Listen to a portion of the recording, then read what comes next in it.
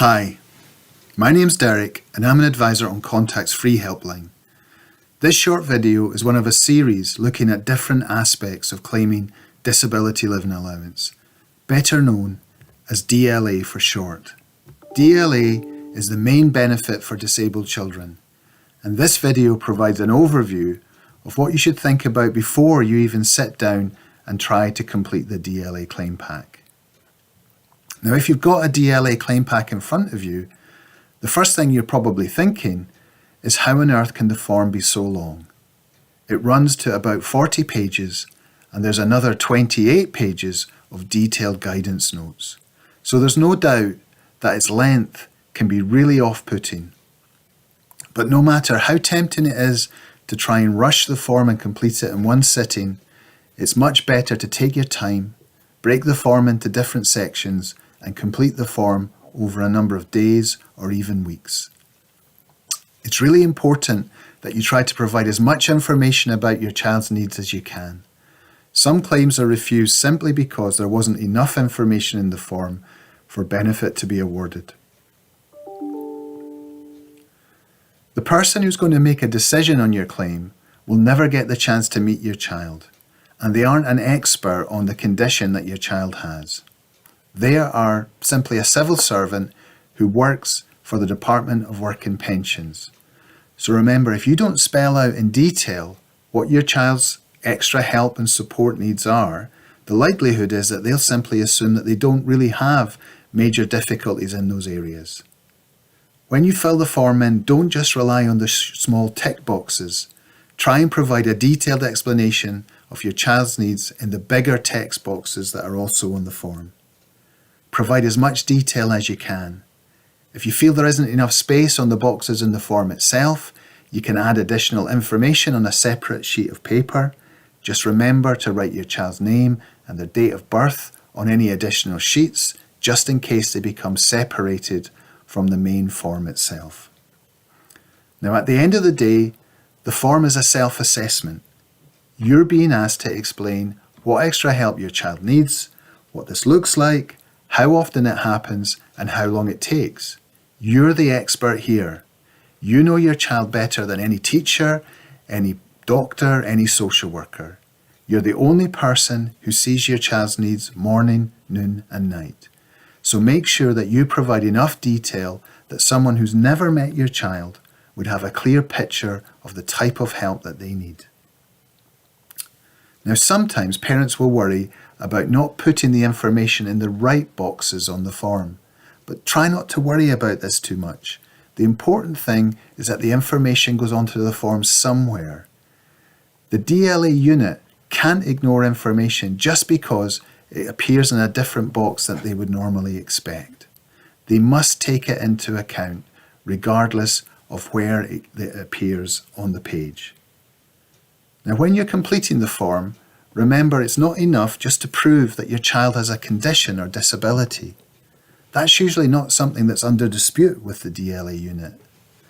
What you need to be able to show is that as a result of their condition and the symptoms that they experience, they require more care or watching over than other children of the same age.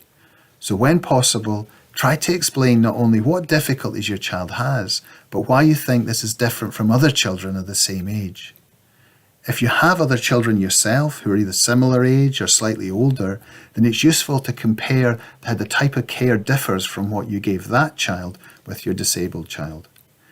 If you don't have other children, then try and compare your child to the needs of perhaps nieces or nephews or friends that have other children of the same age.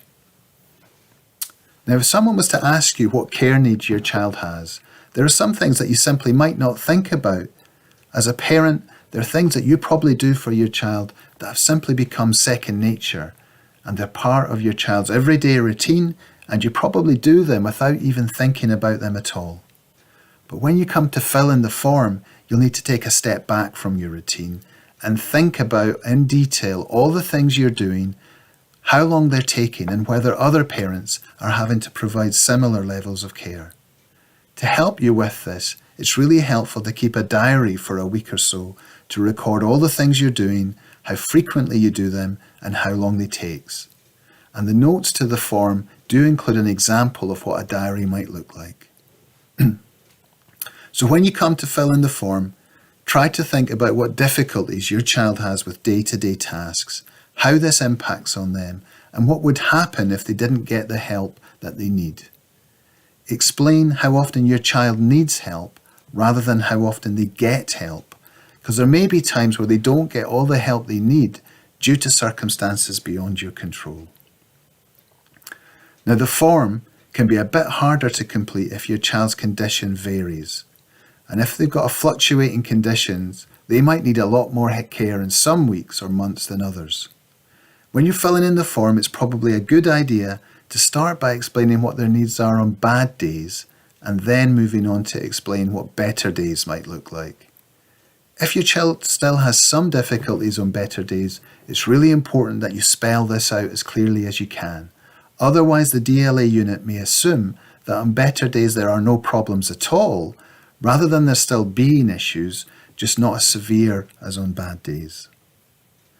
Some parents say they're put off filling in the form because they think they might not word things properly. And there's a common myth that your chances of an award are higher if you use the right phrases or describe your child's needs in a particular language. But we at Contact don't think this is true. Actually, a decision maker is much more likely to believe what's written in the form if it's in your own words and based on real anecdotes about your child's needs and behaviours. A decision maker might be more sceptical where the information in the claim form too closely follows the language that's used in the law or regulations, and which they're probably going to have seen repeated in numerous other claim forms that they've already dealt with. Now remember to reward yourself once you've completed the form. Filling it in can be really challenging, not just because of its length, but also because it can be a bit of an emotionally draining experience. The form doesn't really look at your child's achievements, how resilient they are, what they've been able to overcome. Instead, it focuses exclusively on what's more challenging, what's more difficult, and what takes a lot longer to do. And some parents can feel a bit demoralised after putting all that information into the form. But ultimately, it will be worth it if the claim is successful and you get a DLA award. Finally, try and remember if you can to keep a photocopy of the completed DLA claim pack. And this will help you in the future if you need to challenge a DLA decision or if you're asked to make a new claim at some date in the future. Okay, thanks for watching.